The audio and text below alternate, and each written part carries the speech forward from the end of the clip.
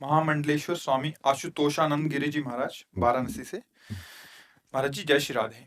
महाराज जी, आप संत समाज के प्रेरणा स्रोत हैं। श्री राधा नाम की महिमा आज सबके मानस पर है। एक जिज्ञासा है महाराज जी, गुरु कृपा एवं अध्ययन से निर्गुण निराकार में मन दृढ़ हो गया, परंतु जब से आपको सुन रहा हूँ, मन श्री राधा रानी के साकार दर्शन के लिए उत्सुक है। आपकी कृपा हो जाए तो संभव होगा। महाराज जी, मार्गदर्शन करें। महाराज जी, सदगुरुदेव भगवान की कृपा से आद्य गुरु भगवान शंकराचार्य जी की शरण में बचपन से मिली नैष्ठिक ब्रह्मचर्य, महावाक्य संन्यास मार्ग का। तो ऐसा नहीं कि उधर का विश्वनाथ जी की कृपा से घाटों में कई वर्ष व्यतीत हुए काशी की। हमें तो पता भी नहीं था कि क्या राधा रानी, क्या लालजू महाराज, क्या वृंदावन। अनन्य शिव के उपासक, अनन्य, क्योंकि बचपन से ही सन्यासी महापुरुषों का संग रहा। वो भ्रमण करते, घर आते जाते, तो बचपन से उनका चरणोदक और उनके वचन, तो संतों की कृपा से ही। और जब हमें गायत्री मंत्र मिला तो सन्यासी गुरुदेव के समीप विराजमान उनके शरणागत विद्वान से मिला। मतलब हमारी भूमिका की नींव ही जो परमार्थ की बनी ना, वो सन्यासी महात्माओं से बनी। तो सन्यास मार्ग ही बहुत वर्षों तक अचानक विश्वनाथ जी की कृपा से बात आई है। जो अंतर्यामी तत्व है वही अपने प्रेमी जनों के लिए, जैसे भगवान शिव निराकार भी हैं और साकार भी हैं। जब हम आत्मस्वरूप से चिंतन करते हैं तो वही है, दूसरा तो है नहीं ना। और जब हम इन नेत्रों से जो अगोचर तत्व है उसको देखने की हट करते हैं, व्याकुलता करते हैं, तो वही प्रकट हो जाता है। दूसरा तो उसमें है नहीं, वही शिव जिस रूप में चाहो उसी रूप में उसका साक्षात। जब हम महादेव जी की कृपा से वृंदावन आए तो पहला अनुभव यही हुआ कि जो कर्पूर गौरम है ना, वही गोरी प्रिया जी गौर। तो ऐसा लगा कि सरकार इस रूप में जो है, पहला जब प्रवेश हुआ है तो पहला, क्योंकि अपनी जो निष्ठा होती है वही तो रंग लाती है ना। तो भगवान शिव का रूप कैसे है? कर्पूर गौरम। और आगे वर्णन करते करुणा अवतारम, करुणा का। तो लाडली जी का स्वरूप क्या है? करुणा में, सहज करुणा में, सहज स्वभाव पर नवल किशोरी जी को मृदुता, दयालुता, कृपालुता की रास है। और महादेव जी को प्रगट में सब लोग कहते हैं भोले नाथ। प्रियाजू क्या कहते हैं? भोरी प्रियाजू, गोरी भोरी कहते ला। तो पहला अनुभव हुआ कि वही वही, दूसरा नहीं। लीला में एक ही तत्व है, सिद्धांत में दूसरा तत्व नहीं है। अगर तत्व ज्ञान की दृष्टि से देखो तो किसी भी संप्रदाय, किसी भी महात्मजन को जब अनुभव होता है तो एक ही तत्व का अनुभव होता है। और जब उस अनुभव किए हुए तत्व में प्रेम का भेद स्वीकार किया जाता है तब वो लीला संपादन होती है। अगर प्रेम भेद स्वीकार न किया जाए तो फिर लीला में प्रवेश नहीं होता, वो सहज स्वरूप में मुक्त हो जाता है। कुछ भी स्वीकृति मोक्ष में बाधक है। जो मोक्षाभिलाषी है, सत असत कुछ भी स्वीकृति नहीं, कोई भी, हाँ, कोई चाहत ही नहीं, न सत न असत, तभी तो स्वरूप को प्राप्त होता है। अच्छा, दर्शन की जो अभिलाषा है। हाँ, अब कह रहे हैं, अब इसके आगे की बात है। जैसे वासुदेवा स्वरमित सा महात्मा सुदुर्लभा, इसके अनुभव के बाद जो प्रीति लीला होती है। देखो, आदि गुरु भगवान शंकराचार्य जी महाराज की ही जूठन और चरण रज से ब्रह्म बोध होता है। वो कह रहे हैं सत्यपि भेदाप गमे नाथ तवाहम न माम की नस्तुम। समुद्र से तरंग प्रकट होती महाराज। तरंग की ताकत नहीं कि समुद्र प्रकट कर सके। हम में और आप में यद्यपि भेद नहीं, सत्यपि भेदाप गमे नाथ तवाहम न माम की नस्तुम। किंचन मात्र अंतर नहीं महाराज, ये तो बात पक्की है। पर समुद्र से तरंगे अनंत उत्पन्न हो सकती है, लेकिन एक भी तरंग में ताकत नहीं कि समुद्र उत्पन्न। तो आप समुद्र हैं, हम आपकी तरंग हैं। भगवान शंकराचार्य जी की षटपदी है, बहुत पहले जब संन्यास मार्ग में थे तब याद हुआ था वो। तो उसमें है कि समुद्र से तरंग उत्पन्न होते, आचार्य हैं ब्रह्मबोध कराने वाले, कोई और नहीं है। माँ और भगवान शिव दो नहीं है, पर जब माँ का स्तवन करते हैं तो कहते हैं ना मोक्षास्याकांक्षा भव विभव वांछा पिचन में। मतलब आप देखो, मोक्ष प्रदान करने के लिए ही आचार्य चरण के रूप में भगवान शिव, शंकरम शंकराचार्यम, जब प्रीति की बात आई तो आचार्य चरण बोलते न मोक्षास्याकांक्षा भव विभव वांछा पिचन में।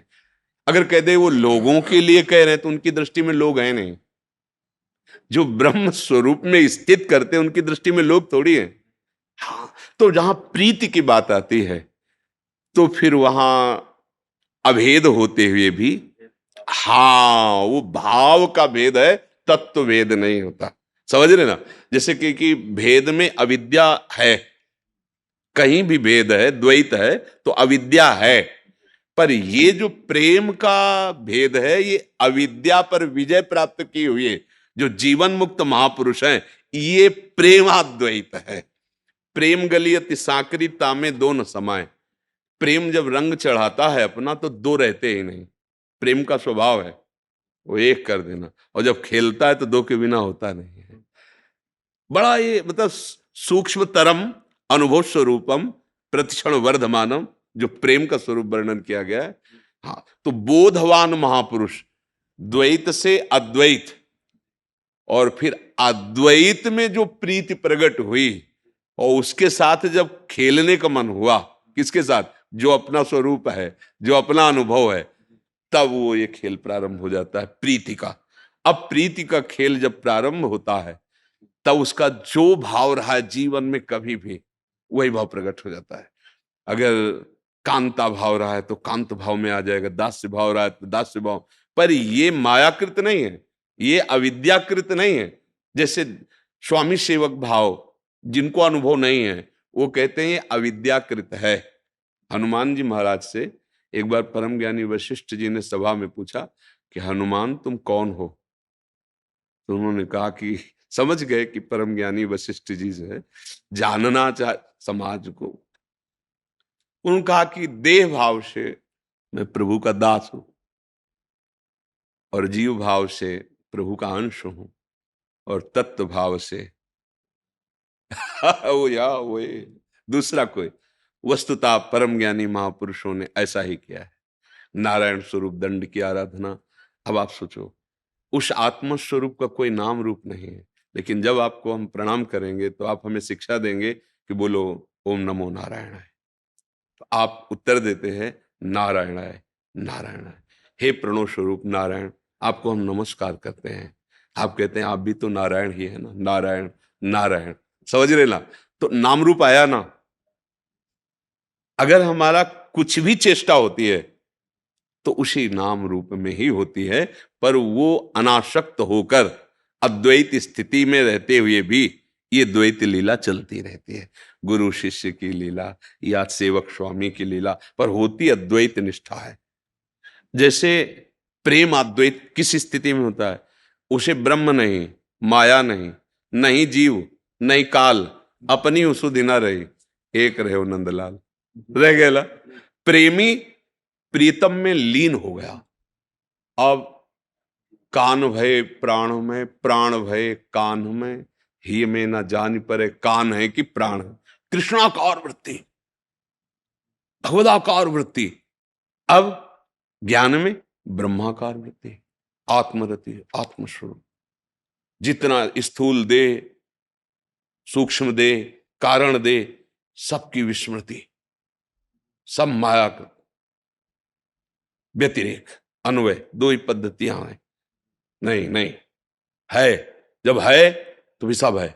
सर्वम खलविदम ब्रह्म नेना नास्ति किंचन। तो हमें लगता है कि जो विशेष कृपा पात्र जन हैं प्रभु के, तो आत्मबोध होने पर भी वो प्रीति छोड़ते नहीं है। देखो आप बड़े महापुरुषों को देखो, हाँ कृष्णात परम की तत्व तो हम न जाने जी, उसी धारा पर आप जी और दास की भी इच्छा ऐसी चल रही है, हम क्या जी। बताएं। तो यही तो बात है कि जब महादेव जी प्रसन्न होते हैं अत्यंत, तो वो फिर आंतरिक प्रीति प्रदान, सच्ची कहते हैं मुझे कुछ पता नहीं था प्रियाजू क्या है, लालजू कुछ अनन्य भगवान शिव के। ये 2-4 वर्ष की नहीं, बचपन से लेकर के कई वर्ष तक गेरुआ वस्त्र धारण किए हुए, जटाजूट घाटों में पड़े रहना, आकाश वृत्ति से रहना, किसी आश्रम से भिक्षा भी नहीं लेना, जो समीप आ जाए प्रारब्धवशात तो ठीक, नहीं तो गंगा जल। कई कई दिन भगवान शिव की लग रही है ऐसे, कई कई दिन। अब वहां घाटों में जो हम एकांतिक पड़े हैं, तो कहाँ फिर कभी जैसे 80 घाट आए और शाम टाइम बैठ गए नीचे, तो कोई मिठाई दे दी, कोई थोड़ा सतुआ ऐसे दे दिया जैसे भिक्षुकों को बांटते। बस बस यही था, मुझे तत्वबोध प्राप्त करना है, नहीं अब मुझे भ्रम में नहीं फंसना है, नहीं ये सब भ्रम है, ये सब भ्रम। उनका खेल देखो जी। तो हमें लगता है कि जब महादेव द्रवित होते हैं तो वो प्रीति रस प्रदान करते हैं। स्वयं महादेव जी ने अनुभव कराया कि तुम चिंता मत करो, देखो मैं अपने सिर पर क्या धारण करता हूं। मैं अपनी दृष्टि से गंगा को रोक सकता था, लेकिन हमने अपनी जटाओं पे धारण किया। गांगम वारी मनोहारी मुरारी चरणच्युतम त्रिपुरारी शिरश्चारी पापापहारी पुनातुमाम। ये क्या है? मुरारी चरणच्युत। ऐसे भी गंगा को रोक सकते थे, देवाधिदेव महादेव हैं, जटाओं की जरूरत थोड़ी थी, दृष्टि से रोक लेते। अरे जिनके संकल्प से अनंत ब्रह्मांडों का लय हो जाता है, उन महादेव जी के लिए गंगा जी को रोकना। पर गंगा जी है कौन? प्रभु का चरणामृत। तो ऐसे ऐसे ऐसे ले गंगा जी को था कि कौन रोकेगा। पर जब जटाओं में आई तो जटा कटा संभ्रमम ब्रह्म नीलम निर्जरी बिलो लवी चिवल्लरी विराजमान मूर्ध, भूल गई, निकलने का रास्ता ले मिला महादेव जी के जटाओं में। उन्हीं की कृपा से भक्ति, जा पर कृपा न करें पुरारी, शो न पाओ मुनि भगत हमारी।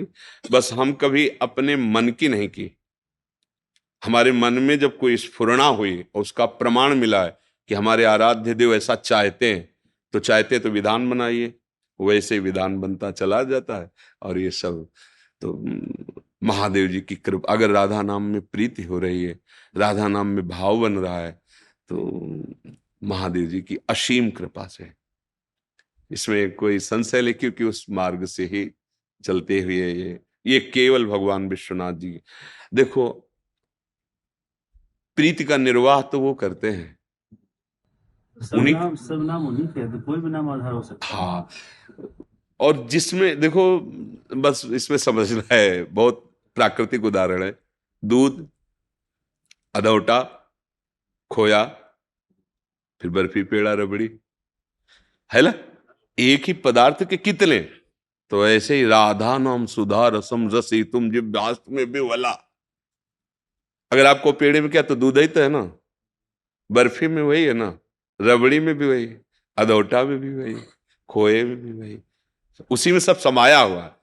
हाँ, पर जब रबड़ी नहीं एकदम तो ये राधा नाम सुधा रसम रसी, तो ऐसा स्वयं हरि, स्वयं हरि राधा राधा राधा राधा रखते हैं।